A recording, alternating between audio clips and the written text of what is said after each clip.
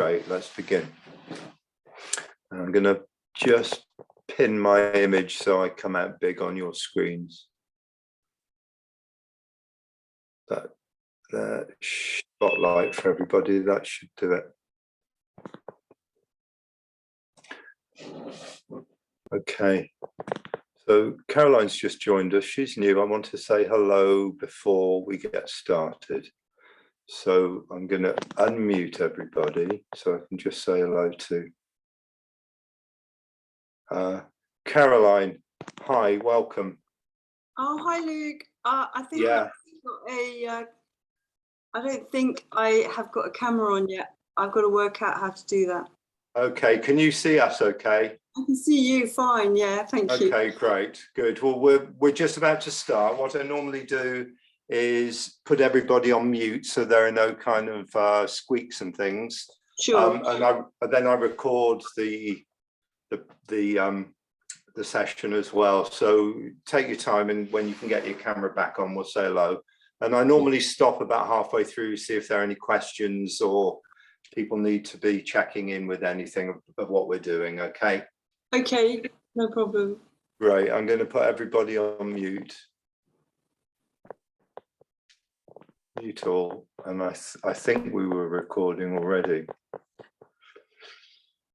Yeah, we're recording, so let's go.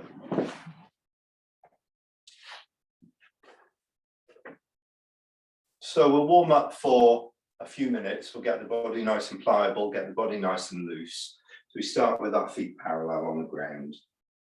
And just look down and make sure the feet are straight ahead. So we've got like train tracks that we're standing on, and the feet are shoulder width.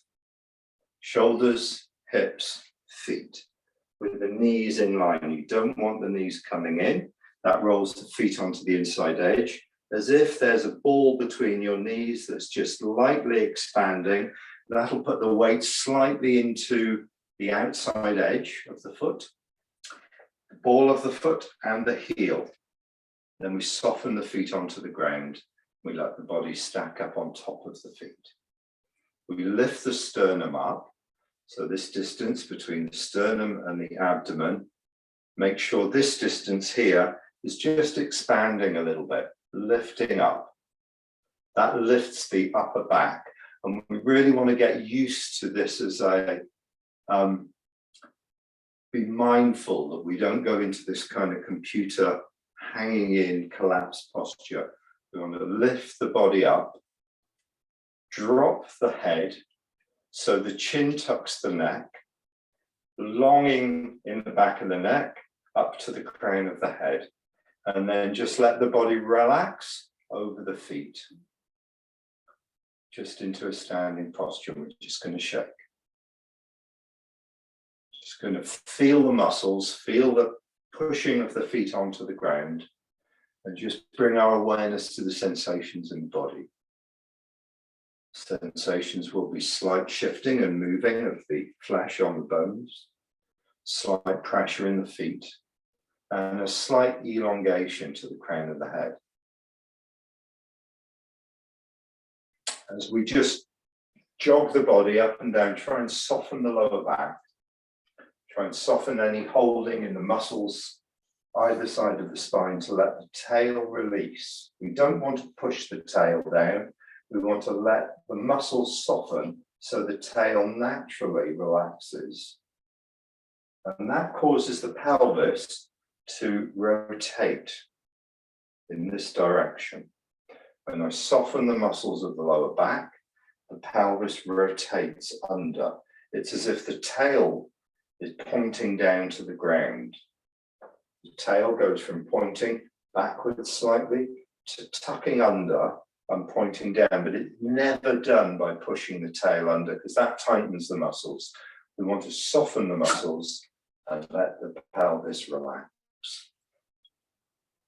First exercise. Someone's just joined. I'm just going to check who it is. Joe, hi, welcome.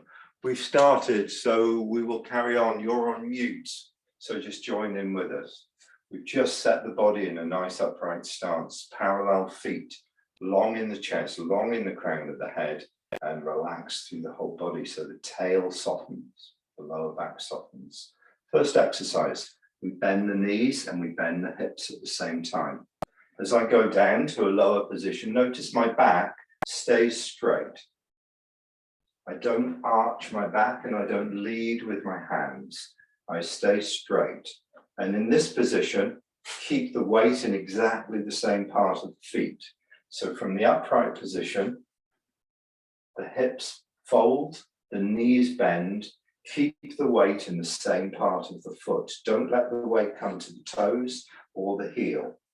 Fold the legs like they're a concertina to take you down to a lower position. It doesn't matter how low, slightly lower.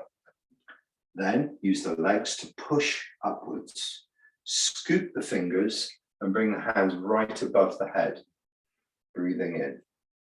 And what you want to feel is the stretch of the skin, the fascia of the skin stretch from the fingertips to the feet. And it's not a massive stretch, it's just opening up that elastic band. Now I'm going through these exercises again, real detail, because we've had the summer break. And just to remind us, feel the stretch. As soon as you feel the stretch, release. Fold the knees, soften the hips, soften the chest, drop the hands, everything finishing together. So from the top, it's one smooth release. My knees are bending the whole time. My hips are softening the whole time. My chest is relaxing and shoulders dropping the whole time. And the movement of the release finishes as my hands sit by the sides of the thighs. Beginning of the exercise again, I fold the knees, fold the hips. Use the legs to push upwards and breathe in. Bring the hands right above the head. Make sure they're not in front of you. Make sure they're right above the head and there's a nice stretch that you feel right through the whole body. And then softening on the inside. Softening. The body arriving in a connected, loose, upright and stacked position. Stacked means like tiles, one on top of the other. The knees, the hips, the chest, shoulders, the head, all on top of each other, nicely balanced. Fold. Keep the back straight. Use the legs. Breathe in. Feel the stretch. As soon as you notice the stretch, release. And you're looking to drop all the weight into the feet as you sink. And settle. When you're in this position, just a few key points. When you're in the standing position, the body is as loose as it can be. Don't hold on to any tension. Let all the tension go out of the body, but keep the structure of the body really strong. So in Taiji, there's a conundrum between how do we be strong and how do we be released? How do we be soft? How do we be loose? But also how do we find a strength with that? We don't want our strength to come from tightening the muscles. We want our strength to come from the ground by dropping onto the ground and connecting.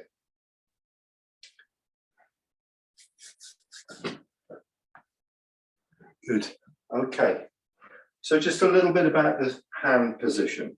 When the hands come down, the hand position is the same as in the form. The palm is slightly open, but it's not soft and limp. It's slightly alive, just so the palm is slightly stretched. All the fingers are just slightly open, and the wrist is seated in this position. So it feels like the thumb is on the thigh, and the hand is dropped down. The palm is being dropped downwards, as if the hands are like a stone dropping down through water and settling and connecting to the feet. But if you look at the shape of my body, here, there's a circle. And this circle is opening from the inside, which opens the shoulders, opens the elbows and fills out this shape. So it's not a collapsed shape, it's an alive shape. So just try the difference between collapsed. Collapse means completely letting go. And then put some structure into the arms. Open the chest, open the elbows, enliven the hands and the wrists seated. Put some structure into the upper body, then relax and collapse, and then put some structure in and notice the difference in the shape of your body.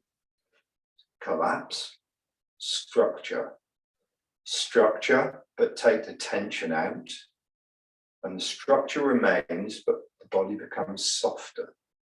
So there are two ways for the body to be soft. One is collapsed, just take the tension away, and the body's like a piece of string, just soft. Or the other way is to put the body into structure, into an alignment, and then take the tension out, and the body has a different strength, and feel the whole weight of the body pressing onto the feet. Okay, we'll go through the exercise. We'll try and bring that into the exercise. Fold, hips and knees. Back stays straight. Use the legs. Scoop the fingertips straight up. Feel the stretch. Soon as you notice the stretch, take the release right through the body to the feet. The hands are open, falling down like stones through water, opening the chest, structure of the body, loose in the lower back, plucked up in the crown, sinking through the whole body, connected, fold. The weight in the same part of the feet.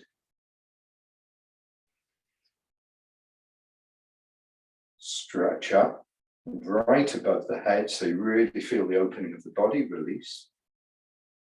Knees are bending the whole time, lower back softening, hands are floating down through water, chest is open, crown of the head lifted, tension released, settled. One more time.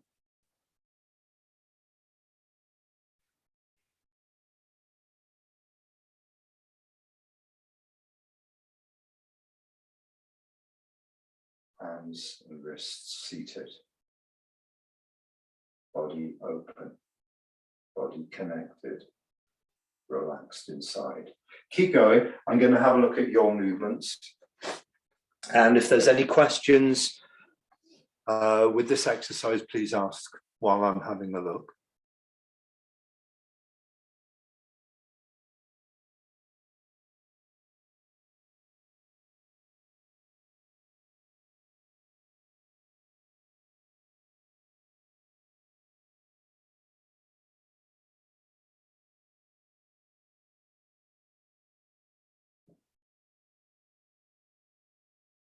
Good, Caroline, I still can't see your picture. Maybe you're working on it. That's fine. I'd have to leave the session and come back in. Is that all right? Yeah, sure. Okay. Yeah. I'll send you a recording anyway. I'll try. Okay, sure.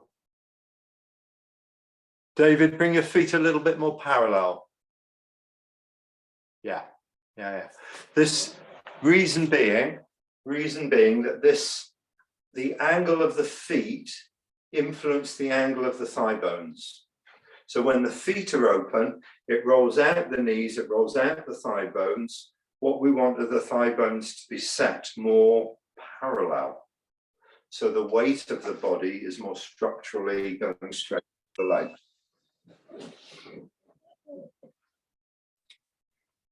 Good.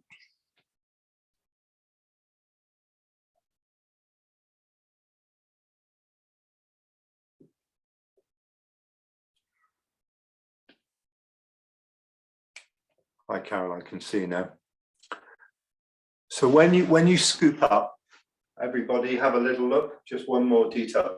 When you scoop, when you drop downwards, I'll go so you can see my whole body. When you bend the knees and soften the hips, you keep the back straight, but it can lean forward from the hips. and the hands are just here. As soon as you come up, have the feeling that you're scooping something with the fingers.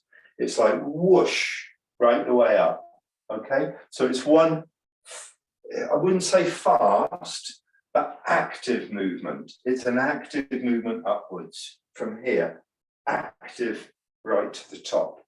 And you're pushing, your legs are pushing your fingertips up, okay? This brings the intention or the mind to the fingertips. So we want the legs to push up through the body right to the fingertips. And this scooping feeling, as if you're moving through water, helps. It helps that movement of energy, or energy is the wrong word really. It helps the movement come from the legs, through the body, crown of the head, fingertips stretch, all in one movement, okay? Keep going a few times, so I'll just have another little look.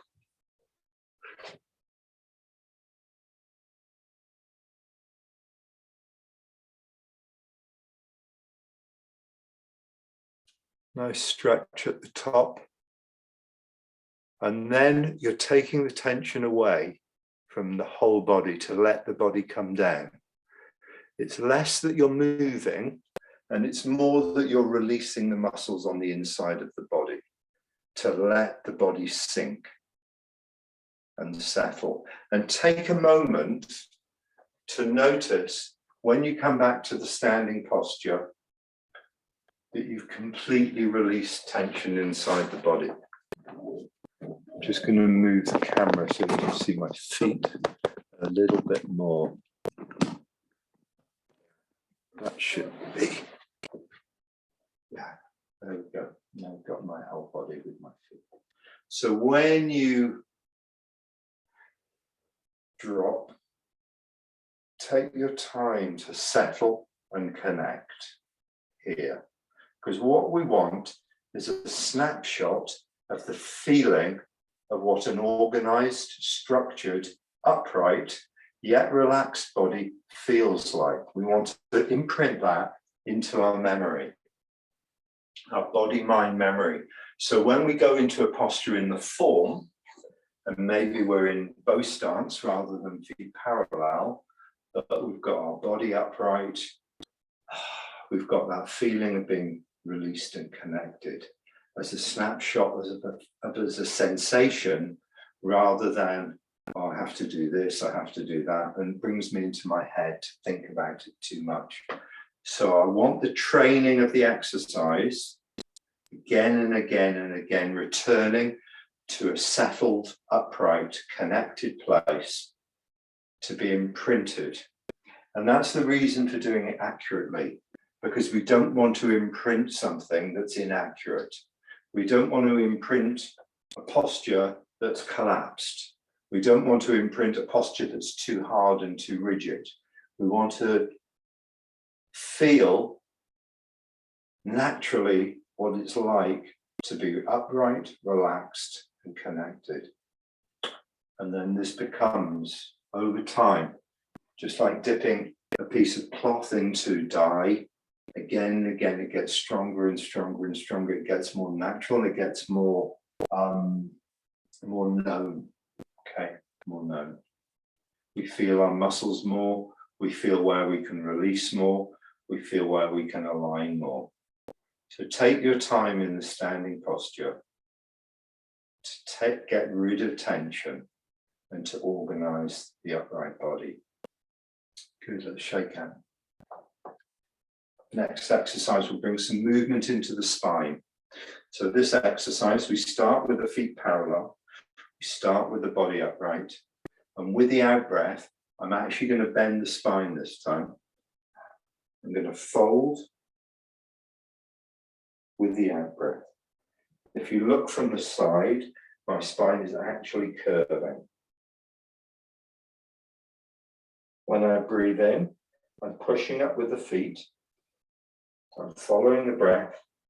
I'm opening out and I'm letting the elbows drop lightly behind me. So my back is lightly arching and I'm opening up the whole of the chest. What I'm not doing, I'm not pulling my arms back with tight muscles. I'm letting my arms relax, and I'm letting the weight of the elbows fall behind me. That's what gives me the stretch. So the stretch comes from soft muscles and gravity falling, the elbows falling lightly behind me, rather than actively trying to stretch. Then I wait for the out breath, follow it. Sinking, sinking, through the whole body sinking. Sinking and settling onto the feet, the arms roll in, the head drops, and the spine relaxes. What we want is the whole spine to arch and all those gaps between the vertebrae to open up. So when the spine's relaxed, the muscles are relaxed, and the head drops, the weight of the head pulls open the whole of the spine. Wait for the in-breath. This is the same, but the front of the body now stretches, not through tightening, but through relaxing. Taking an elastic band just to the place where it begins to stretch. Taking the fascia of the body, the muscles of the body, in a loose condition just to the place where they begin to engage and release. Keeping the weight in the same part of the feet, parallel. The knees bending as I breathe out and sink. Body lifting slightly, pushing the feet into the ground. As I breathe in, the body opens up. Release. Now in your own time, go with your breathing. Don't wait for me to say what to do. Feel the timing, wait for the in-breath. The body will tell you when to breathe. And follow the movement of the in-breath with the movement of your body. So you finish opening up at the top of your in-breath. Wait for the out-breath. Your body knows when to breathe. Bend the knees, sinking. And finish the movement of the spine, folding forwards at the end of the out-breath. Take your time.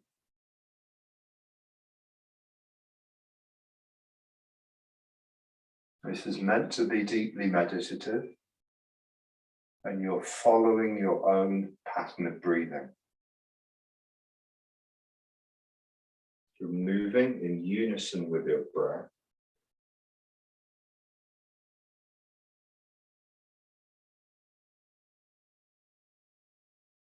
You're keeping your weight in the same part of the feet, the ball of the foot, the outside edge, and the heel. You're sinking as you fold forwards and letting the knees bend. You're coming up slightly as you breathe in.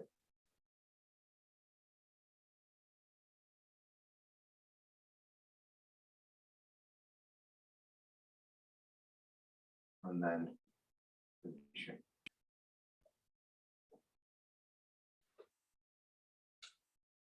Taking a bow stance. What's a bow stance? A bow stance is feet, the front foot is forwards, the back foot is at an angle. So I like to do this with an album. Let's see what album we choose today. I'll take the record out so it doesn't break. But you can see that's a square. So with that album on the ground, my back heel is on the back corner, my front heel is on the front corner. So basically my feet are 12 inches apart, which is approximately shoulder width or hip width.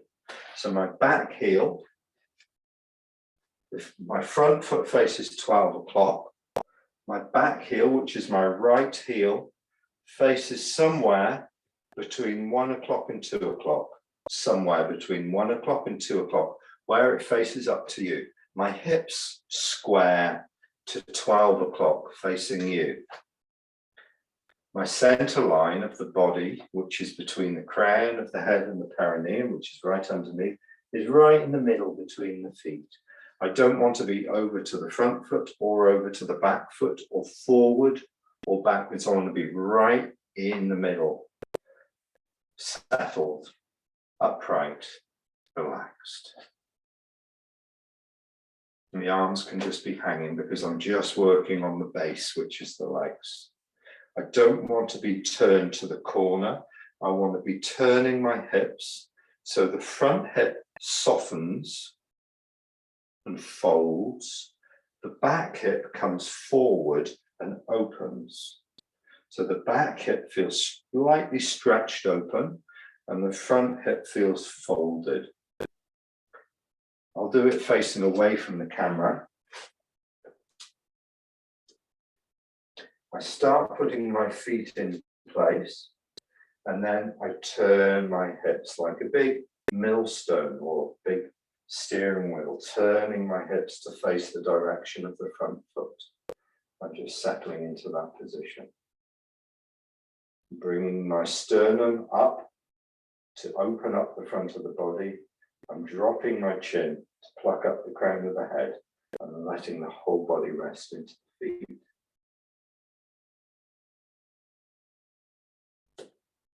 In this posture with the left foot forward, we can bring the left hand in front of the body. The palm again is slightly open, nice full circle, with the center line of the hand on the center line of the body at the height of the sternum. The right hand seated, palm and wrist seated, just like we did it before. This posture is ward-off left. And then in the posture, we relax deeply while we maintain the structure.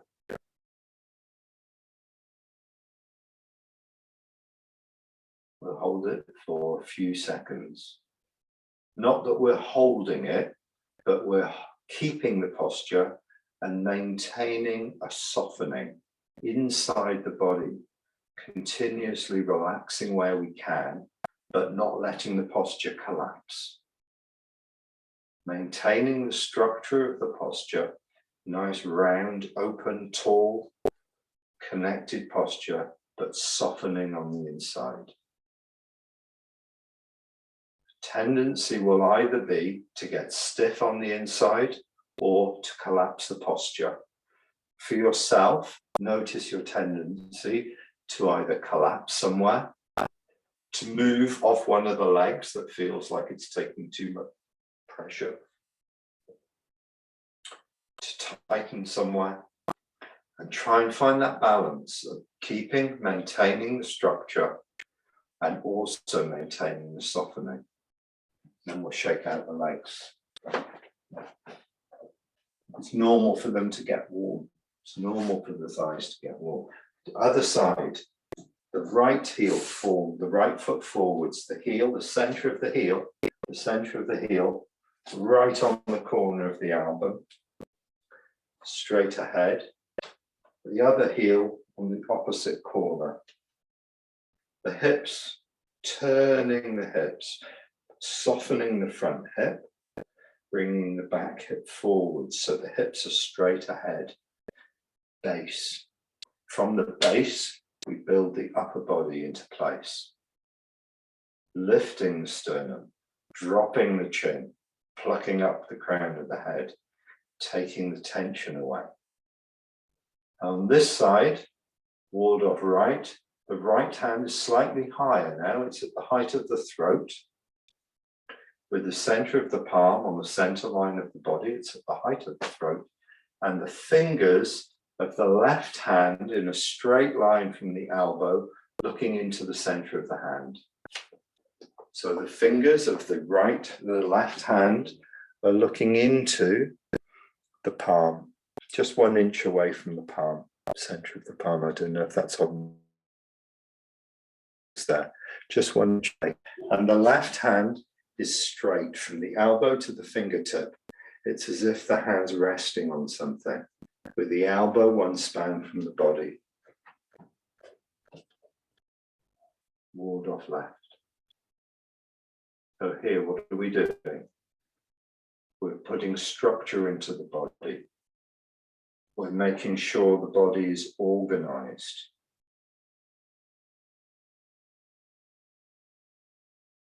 We're taking the tension away. So we have to feel where we can soften.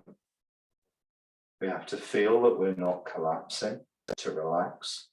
We're relaxing on the inside, which will put more pressure into the feet. We're feeling how we can hold our arm in a position and soften the shoulder rather than keep tension in the shoulder. Soften the shoulder. Drop the arm and let it settle into the posture. Just a few more seconds. Notice your lower back. We want to drop and soften the lower back, as if the tail's tucking under. We want to soften the shoulders as if the circle's expanding. We want to pluck up the crown of the head. We want to get a snapshot of what that connected, upright, structured, relaxed body feels like. The muscles have to do a different job. Check your hips haven't collapsed out of structure. Turn the hips back to face straight ahead. There we go. But these things are hard to do because the body wants to go to do the easiest thing. The body wants to, if it feels pain or it feels tension or it feels something it's not used to, it wants to go to an easier position. So that's why when we stand, we might stand on one leg like this, then we'll stand like this, and we'll lean against the wall. And we take tension away from the muscles in that way. In this posture, this exercise, we don't get a chance to do that. But the body will naturally want to get to an easier position that feels more comfortable for it. We want to train the body to get used to what it feels like to be structured. This isn't really about Tai Chi per se. This is about understanding our own bodies, the best tool we have, our own bodies, most amazing tool we have. And yet we get through life and we use it in a very haphazard way. It's like we want to sharpen that pencil. We want to make our bodies like clear and organized as best we can. So we bring our focus to our body with our mind and with the structure and with the releasing to start to reorganizing how we understand how we hold ourselves. And this is key to Tai Chi. It's key to developing our Tai Chi in itself, because yoga, Pilates, any good internal body work will help you organize your body. But for Tai Chi, it's key. It really is key, because a loose body mustn't be a collapsed body. A body that's free to flow and free to move is because the muscles inside are soft, and the muscles inside allow the freedom of movement. But we don't just want to move any old how, because then we're just like a cork bobbing on the ocean. What we want is, we want to be like a kayak gliding through the waves. We want to use our intention and use our body really, really strongly in a relaxed way, rather than just be wishy-washy. So structure is really important. I talk a lot about structure. My first 15 years of doing Tai Chi, my teacher paid lip service to structure, let's say. There was structure, but it wasn't we were allowed to be sloshy. We were allowed to be more sloshy. In fact, we had a form that was as if you were drunk. It was as if you'd had a couple of glasses of wine and we just let the thing just kind of happen and just kind of be sloshy. And we called it something like the sloshy form. I can't even remember, it's so long ago. And for one thing, it's good because it gets you to be more go with the flow, which everybody thinks Tai Chi is about. And of course, part of Tai Chi is about going with the flow. But what it doesn't do is bring the strength in. And the strength comes from the body pressing onto the ground. We borrow the force of the ground that comes back through our body. Rather than just being loose, we're loose and we're strong at the same time. This is a key to Tai Chi, strength. So let's have a little look at some of the stepping that we do in Tai Chi. We're going to go from ward off right to ward off left. Have a look first. If you know these steppings, you can do it with me. So I'm going to go from ward off left, which we've just done, to ward off right. Ward off left faces 12 o'clock. My left foot is straight ahead to 12 o'clock. Ward off right faces 3 o'clock. I move forward. Now my weight's going into the left foot. I turn to face 1:30. I step. I move in. And now I turn to face 3 o'clock and sink. I'm moving from one posture to another posture. I start off in shoulder width stance, bow stance. Ward off left. Let's do it without the hands to start with. I move forward onto the right foot, onto the left foot. I trickle the weight, drop by drop by drop by drop by drop, until I'm upright and stable over the left foot. That's my axis around which I turn. And I'm turning to face 1:30. I start off 50-50 weight. I trickle the weight forwards and my axis comes over the left foot. All the weight is coming out of my back foot and heel is peeling off the ground. Now all my weight is in the left, and when all the weight is in the left, I turn like a door opening to 1:30. Because all my weight is in the left, I can pick up my right and I can put my heel down where it needs to be. Remember that album on the floor? The heel goes down on the corner of the album. So when I move in, still facing 1:30, 50-50 weight, now I turn my hips and the back toes come in. Now I'm facing 3 o'clock with my right foot forwards. I'll do that facing you.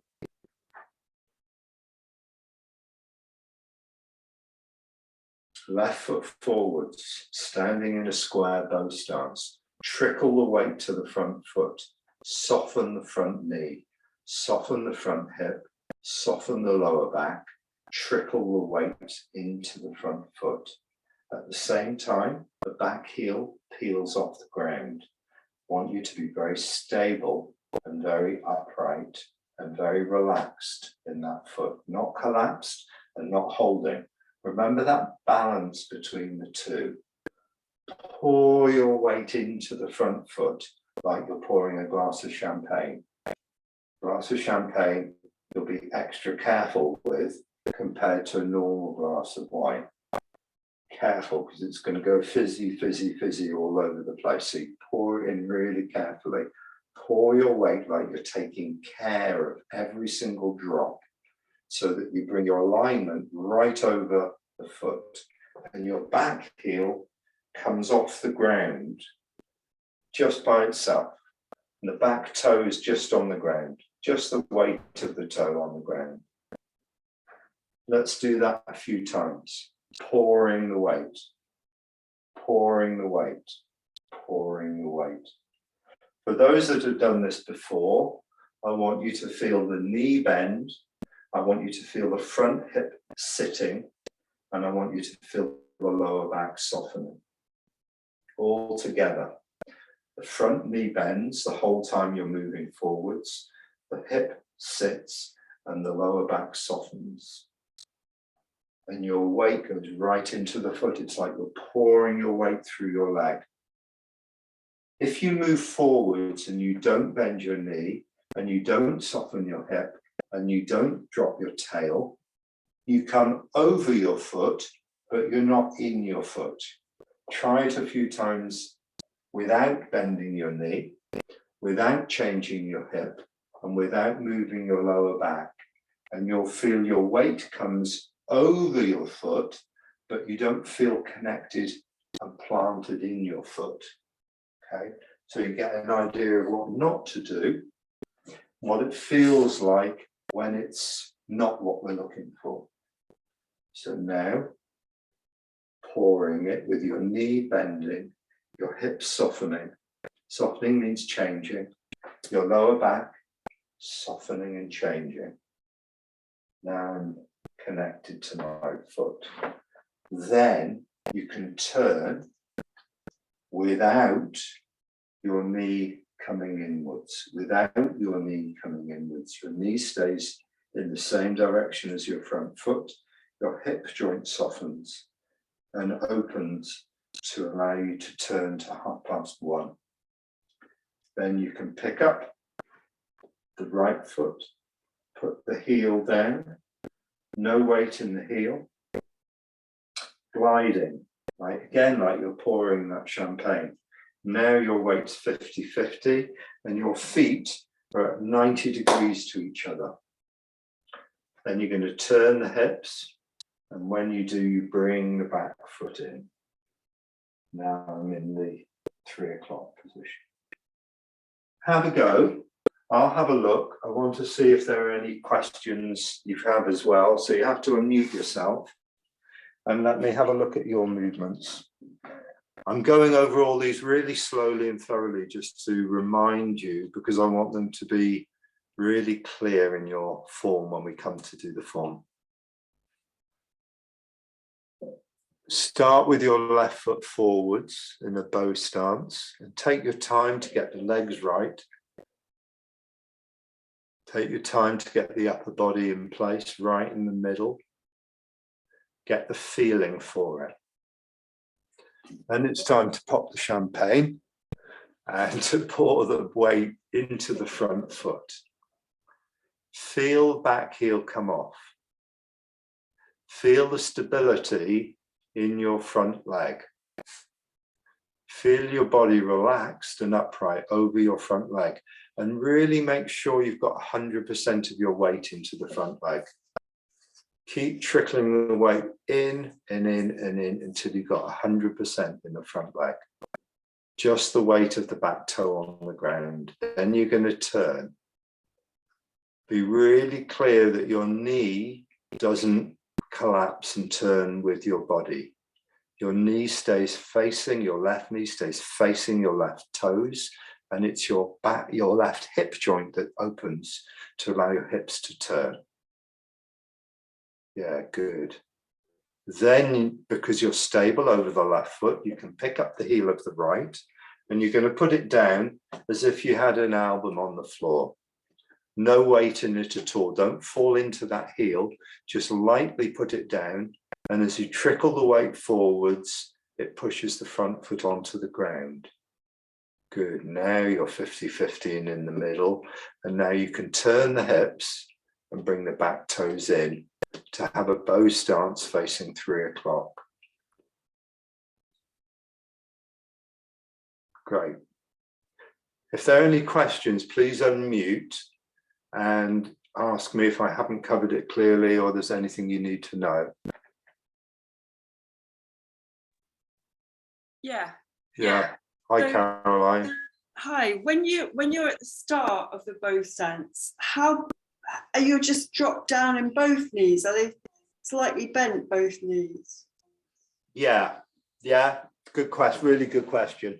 So have a look at my legs in the bow stance. I'll do it facing this way so you can see. My left knee, if I drop a straight line, I've got to poke it. If I drop a straight line down, it comes to the beginning of it comes to just here on my foot, just where the toes begin. Okay.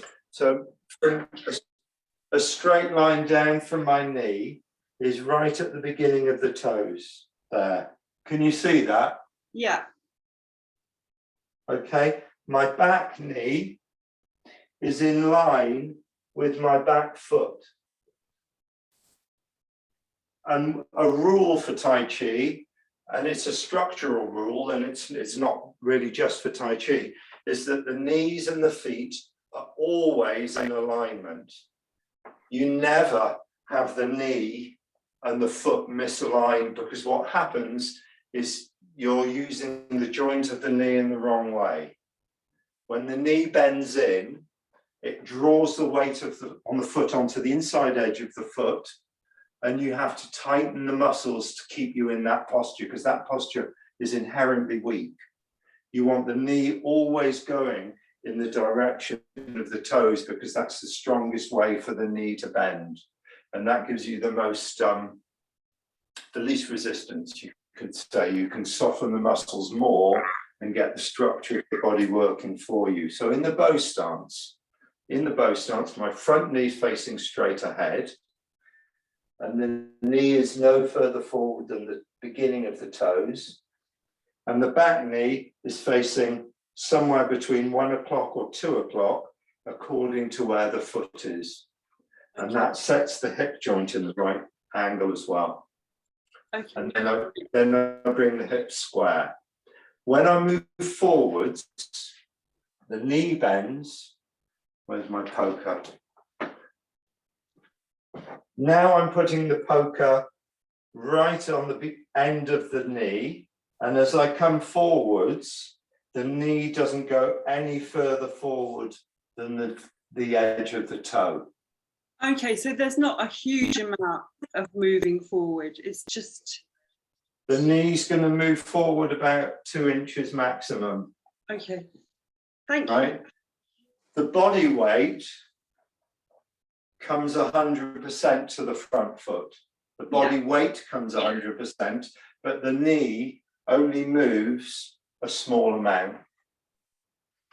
This would be wrong. If you bring the knee over the toes like this is wrong, because it means you're holding too much tension in that leg. You want the tension to go through the leg to the ground, rather than being held in the leg to support you. Okay? Yeah. Have a go. Keep doing it and have a go and see how you get on.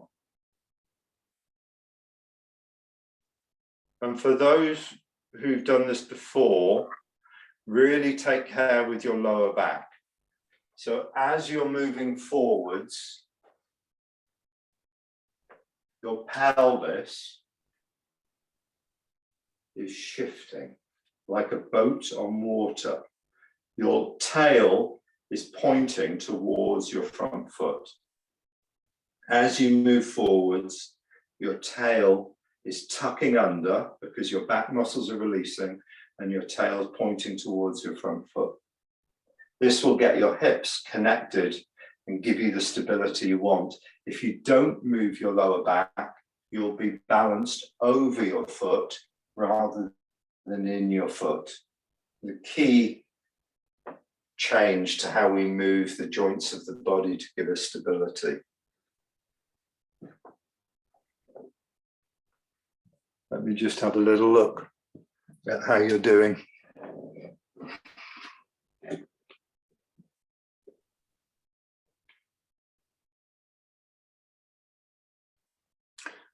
With Tai Chi, we do the same thing again and again and again. Each time we do it, we're aware of the sensations and we're fully aiming to try and get all these key points working, key points in place. It makes us very mindful of our movement And it starts to get to feel every single part of the body and how we're holding our body and how we're changing our body in movement.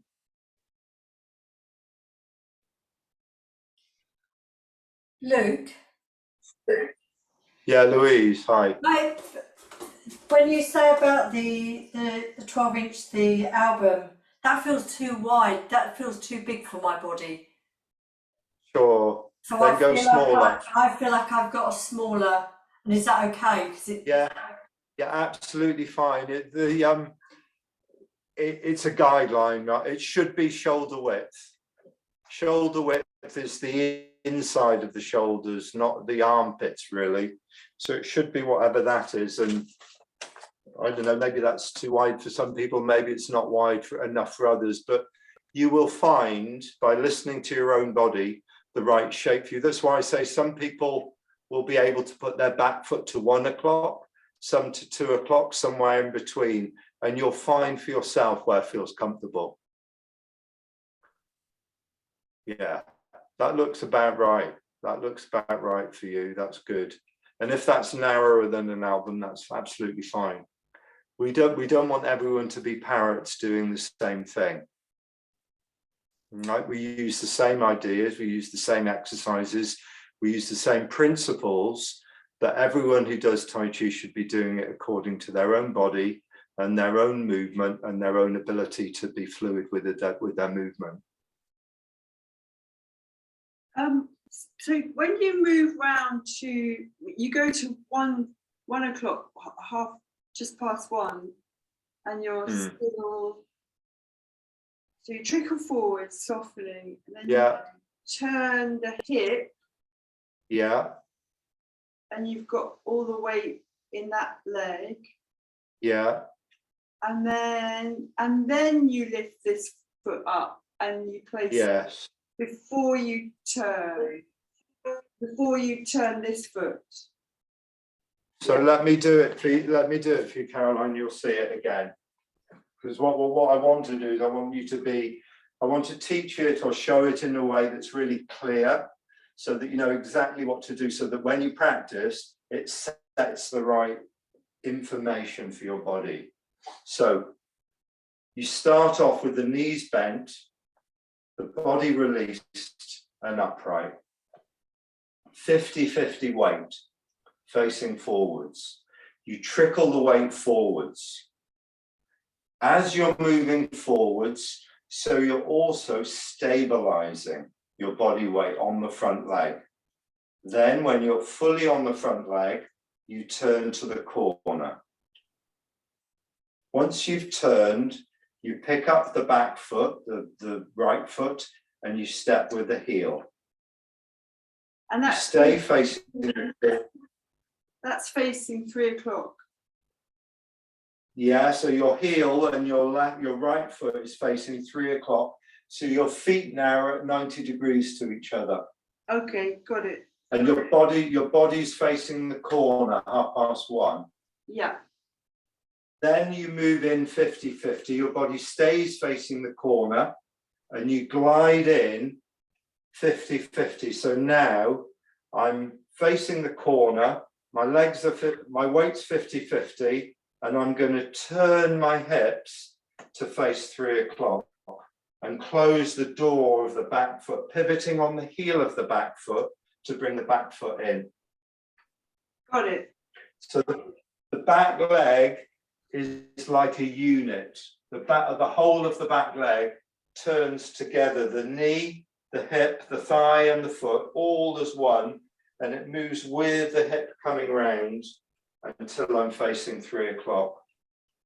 Great. I don't need to go forwards or backwards. I'm already in the 50-50 position. Is that? Yeah, that's really clear. Thank you. Thank you. One of the difficulties here, and you'll feel it for yourself, is that what we generally do is we move onto the front foot, we turn, and then to pick up the back leg, we tighten the front leg, we tighten the left leg in order to stabilize ourselves to be able to take that step with the heel. obviously, or maybe not so obviously, we don't want to do that. Okay, what we want to try and find is how we can stabilize onto the front foot by relaxing, not by tightening. That means stacking the body up. The leg drops in, the knee drops in, the hips drop in, the lower back drops in, the chest drops in, and I feel stable on that front foot in order to turn, and I feel stable on that front foot in order to step. And you want to try and practice that as best you can. So your stability on one leg comes from relaxing and being upright, not from quickly grabbing a step or tightening and lifting in order to step. Okay, so you have to work with it, and you have to be really clear with yourself when you're aligned, when you're connected, and if you can pick up that foot without tightening the body. You have to be able to pick up your right foot while your left leg relaxed supports you. It's tricky, okay? And it'll take focus, and it will take you a number of repetitions to try and understand it. And if you do it too quickly, you'll find yourself going into the habit of tightening. And if you do it too slowly, that's also not so good. So the dynamic of dropping onto the front foot gives you the stability. Dropping in gives you the stability. Okay, let me just have a little look at my watch. We haven't done any form tonight, but that's okay. We've worked with the principles and re-engaged with the ideas of how we train in Tai Chi. So we're going to add one more thing before we finish for tonight. Ward off left, move on to the left foot, turn to the corner, step, move in, ward off right. We're going to go back to ward off left again. So sinking onto the right foot, exactly the same, but opposite. The left heel comes off the ground. I'm facing 3 o'clock. I turn back to 1:30. Sunk on the right foot now, I can take a step with the left heel onto the corner of that album, be it a 10-inch album or a 12-inch album, whatever size album you want, but it's a square. Move in, 50-50, turn. Now I'm back at the beginning. We can keep going through that little drill of stepping, moving in, square, sink, move forwards, turn, step, move in, facing the corner, turn the hips, bring the back foot in as a unit, pivoting on the heel, sink, beginning again, sink forwards onto the front foot, knee bends, hip sits, lower back opens, alignment over the left foot, turn to the corner, step with the heel, glide in, 50-50, facing the corner, turn to 3 o'clock. Back leg comes in as a unit, pivoting on the back heel. Have you still got shoulder width? Are your feet in the right position? Is your body relaxed? Is your body upright? So in Tai Chi, we constantly ask these questions of the principles as we move. If we're not aligned, if we notice we're not aligned, we do our best to bring our alignment in. If we notice we're not relaxed, we soften the body. If we notice our hips are sticking out, or our bum's sticking out, or our shoulders are tight, as soon as we notice it, we bring that quality of change into our practice. What we don't do is just go through all the movements carrying that part. You know, as soon as you notice it, change it back again. So if you're doing the form, or even this little exercise, one to the other, don't rush to the next position. Make sure you get it absolutely right as best you can. change what you can, and your body will start to learn. The body will start to get what you need to do to give you stability. Okay, because stability isn't the stability from being stiff. Stability is the stability, just like the beach ball. Soft and buoyant stability is what we're looking for in our movement. Okay, good. I'm going to leave it there for tonight. I think there's a lot in tonight's class. I know we haven't covered the form. We'll go through some of the form next week. I'm going to work out how we do beginners level and a little bit further than beginners in the same class. I'm going to work out how to do that. Just to let you know, next week I'm in Ireland, and I don't know what my accommodation is like in terms of teaching, and I don't know what my Wi-Fi is like in terms of teaching. So what I plan to do, I plan to send you a recording to use if I can't get online next week. So you'll have something to go through for an hour. You'll definitely have a lesson. But if I can't do it live for some reason, you'll have a recording. If I get to Ireland and find I've got plenty of space and I can get good Wi-Fi connection, then I'll definitely do a class next week. So I'll be sending you 2 links. One will be if I can do the live, and one will be for a pre-recorded. If we can do the live, you'll have the pre-recording anyway as well. So that's my plan for next week. Okay. As always, I'll send you the recording tomorrow. Any questions from tonight, ping me an email. Keep with that for this week. Keep with that exercise for this week. I want it to start to become our foundation, that stepping exercise left and right. I want it to be our foundation, one of our foundation exercises. And then we'll bring the loosening exercises in and some of the form as we go through the term. Great. Thanks very much, and welcome, Caroline. Thanks for joining. Thank you. Right. See you next time. Bye-bye. Thanks, Dave. Bye.